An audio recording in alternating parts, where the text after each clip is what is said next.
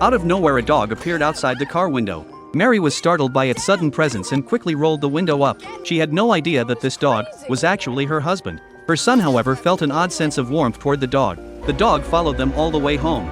Frank was exhausted, but the people inside the house, frightened he might be rabid, refused to let him in. That didn't stop him. Mary looked helplessly at the dog outside the door. To her surprise, it even knew how to act cute. She couldn't help but laugh. They gave Frank a warm bath. It had been so long since a moment like this happened. That night, while their son played games, Frank quietly hid one of the toys. The boy paused. The scene felt strangely familiar. Late at night, Frank wandered through the home he knew so well. He missed the life he once had. At dawn, Mary woke up to find Frank lying beside her. Somehow it felt right, as if that was where he belonged. In the days that followed, Frank realized just how little he truly knew about his wife. He was drowning in regret.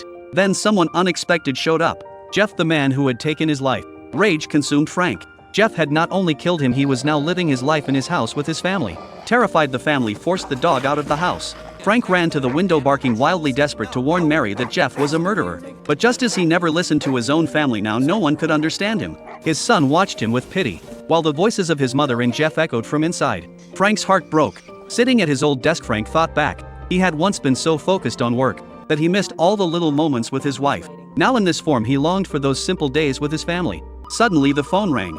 His son had gone out looking for him. Despite still having a fever, Jeff dropped everything and rushed to find the boy. The car drove into the snowy wilderness. Then a roar.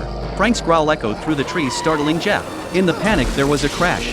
Frank didn't care if he lived or died. He felt like he had finally gotten his revenge. Then memories flooded back. The day of the accident, they were discussing a brake safety project. Jeff insisted on prioritizing safety, but Frank, determined to cut costs, dismissed the idea. He thought no one understood him. He only wanted the company to thrive. But fate is ironic. The man who ignored safety died because of it. Jeff had tried to save him, and afterward even cared for his family. What had Frank done? He nearly destroyed his own brother. Awakened by the truth, Frank finally saw Jeff for who he really was. Jeff's words broke him. When rescuers came for Jeff, Frank dashed off into the forest. He heard a faint voice, his son's prayer.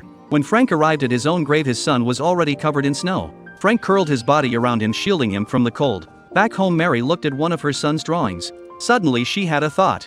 She drove out, crashed through the gates, and found her son. She rushed him into the car. But when she turned to find Frank, she saw him clearing the snow off the grave. Her eyes widened. The strange behavior. Could this dog really be her husband? Tears welled up in her eyes. She watched as Frank slowly disappeared into the distance. He didn't want to disrupt their lives, so Frank chose to wander alone.